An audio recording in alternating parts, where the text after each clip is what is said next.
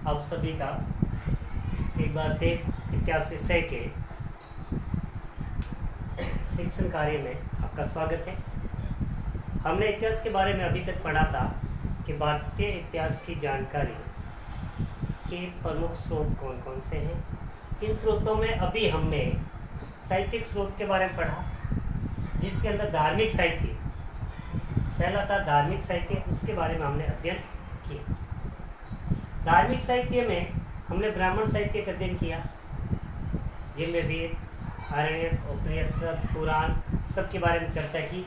उसके बाद जैन और बौद्ध साहित्य पर चर्चा की कि इनसे हमें भारत के बारे में क्या जानकारी प्राप्त होती है। आज हम आगे अपना जो बिंदु है वो है धर्मेतर साहित्य। पहले तो धर्मेतर साहित्य क्या होते हैं, इस पर चर्चा करनी बहुत जरूरी है। भाई, धार्मिक साहित्य वो होते हैं जो साहित्य धर्म से संबंधित होता है, जिसमें धर्म की बातें बताई जाती है। धर्मेतर साहित्य वो है जो धर्म से संबंधित नहीं होते हैं, उसके अंदर इतिहास से संबंधित बातें बताई जाती है, उनको हम धर्मेतर साहित्य कहते हैं। इसमें हम सबसे पहले ऐतिहासिक ग्रंथ के ऊपर चर्चा करेंगे कि ऐतिहासिक ग्रंथ क्या होते हैं। हमारे भारतीय प्राचीन ग्रंथों में कई ऐसे ऐतिहासिक ग्रंथ हैं जिससे हमें भारत के इतिहास की जानकारी प्राप्त होती है। इसमें सबसे पहले मैं एक नाम लिखता हूँ, राजतरंगिणी। शायद ये नाम आपने सुना होगा। इनके लेखक कल्हड़ थे। कल्हड़ ने ये ग्रंथ लिखा। 1150 ईस्वी तक की जानकारी हमें इसमें प्राप्त हो जाती है। इनकी रचना 1150 ईस्वी में की गई थी तथा कश्मीर के इतिहास की जानकारी हमें राजतरंगिणी से प्राप्त हो जाती है। तो कश्मीर के बारे में पता चलता है कि कश्मीर की उस समय की स्थिति क्या थी, तो इस ऐतिहासिक ग्रंथ से पता चलता है। इसी संदर्भ में दूसरी बात मैं आपके सामने बता रहा हूँ, वो है कौटिल्य ने एक अर्थशास्त्र लिखा था। कौटिल्य ने अर्थशास्त्र की रचना की। हालांकि नाम अर्थशास्त्र है, नाम इनका अर्थशास्त्र है, बट इस अर्थशास्त्र से मौर्यकालीन जानकारी हमें, इतिहास की जानकारी हमें प्राप्त होती है। तो ये ऐतिहासिक ग्रंथ है जिससे हमें उस समय की पूरी जानकारी प्राप्त होती है। उस समय की राजनीतिक स्थिति का पता चलता है, हमें सामाजिक स्थिति का भी पता चलता है, उस समय की ऐतिहासिक स्थिति का। आज वर्तमान में इन ग्रंथों से हमें जानकारी मिलती है भारत के प्राचीन इतिहास की। इनके अलावा कई इतिवृत्त हैं, आख्यान है, आत्मकथाएं हैं उस समय की। जैसे हर्ष चरित्र है तो हर्ष के बारे में हमें जानकारी मिलती है, बुद्ध चरित्र है तो बुद्ध के बारे में हमें जानकारी मिलती है। तो इस प्रकार से ऐतिहासिक ग्रंथों से हमें उस समय की जानकारी प्राप्त हो जाती है। इसी संदर्भ में बाणभट्ट की देख ले अपन, हर्ष चरित्र, हर्ष के बारे में हमें जानकारी प्राप्त होती है। और विलन की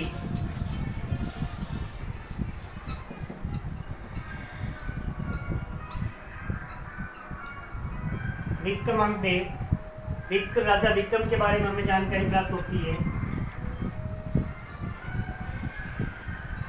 और जयानक का पृथ्वीराज विजय, ये ऐसे ऐतिहासिक ग्रंथ है जो हमें भारत के इतिहास की जानकारी प्राप्त होती है। उसके बाद आपके सामने विशुद्ध साहित्य। विशुद्ध साहित्य क्या होते हैं? होते तो ये भी ऐसे ऐतिहासिक ग्रंथ की तरह ही होते हैं, बट इनको विशुद्ध साहित्य क्यों कहते हैं? इनके पीछे भी ये ऐसे है जिनमें कई नाटक है, व्याकरण से संबंधित है, टीका है, काव्य है, कथाएं है, ऐसी ये रचना की गई है जो हमें विशुद्ध साहित्य, लेकिन इनसे भी हमें भारत के इतिहास की विस्तार से जानकारी प्राप्त होती है। इसमें जैसे एक नाटक है विशाखा दत्त का,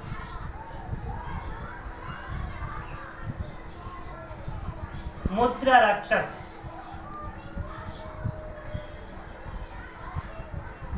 मौर्यकालीन इतिहास की जानकारी हमें प्राप्त होती है। मृच्छकटिकम, यह भी एक नाटक है। इनसे हमें ये शूद्रक ने लिखा था इतिहास की जानकारी प्राप्त होती है। अभिज्ञान संकुतलम,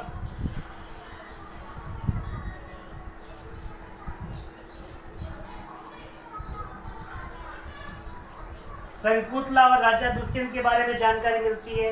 ये आपके कालिदास ने लिखा था। इसी प्रकार से अमर सिंह ने लिखा था अमरकोश। अमर सिंह ने अमरकोश की रचना की। इनसे हमें ये विशुद्ध साहित्य है, कुछ इतिहास से संबंधित है बट राजाओं से विशेष रूप से संबंधित है।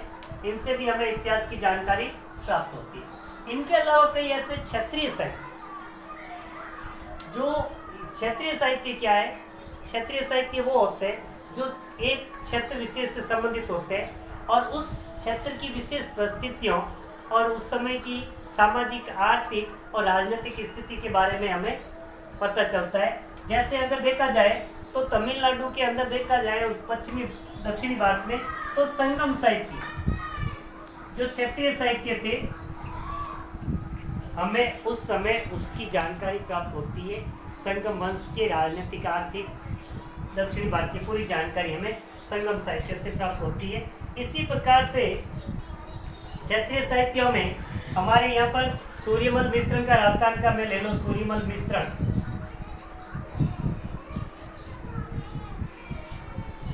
वंश भास्कर लिखा था।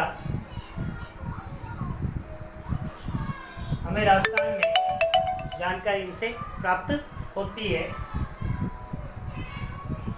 और इसी प्रकार से दक्षिणी भारत में ऐसे कई, जैसे संगम साहित्य के अंदर कृष्णदेवराय के बारे में, राजराज प्रथम के बारे में हमें जानकारी प्राप्त होती है। तो इस प्रकार से क्षेत्रीय साहित्य वो होंगे जो एक क्षेत्र विशेष से संबंधी हमें जानकारी उपलब्ध कराते हैं। अब आते हैं आपके विदेशी साहित्य। विदेशी साहित्य वो है जिनसे हमें विदेश के कई ऐसे लोग जो भारत की यात्रा पर आए और उन्होंने अपनी कलम से या आत्मकथा के माध्यम से अपनी डायरी में उस समय की स्थिति का जो वर्णन किया, वो विदेशी साहित्य है। और विदेशी साहित्य से भी हमें भारत में उस समय की ऐतिहासिक जानकारी प्राप्त होती है। जैसे सीयू की पुस्तक है, उससे भी हमें जानकारी मिलती है। मैगस्थनीज की इंडिका पुस्तक है, ये भी एक विदेशी था, उससे भी हमें उस समय की भारत की इतिहास की जानकारी हमें प्राप्त होती है।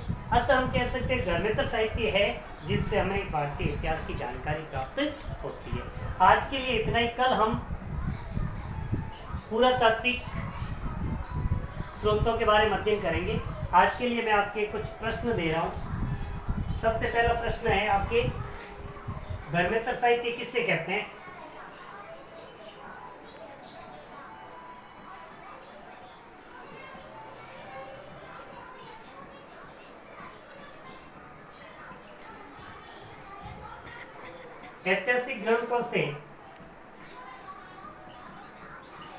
ऐतिहासिक ग्रंथ भारतीय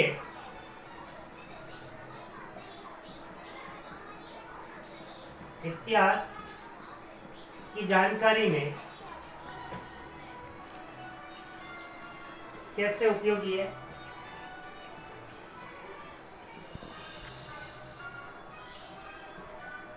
देखिए, दो प्रश्न है आपके सामने, ये दोनों आपको करने हैं।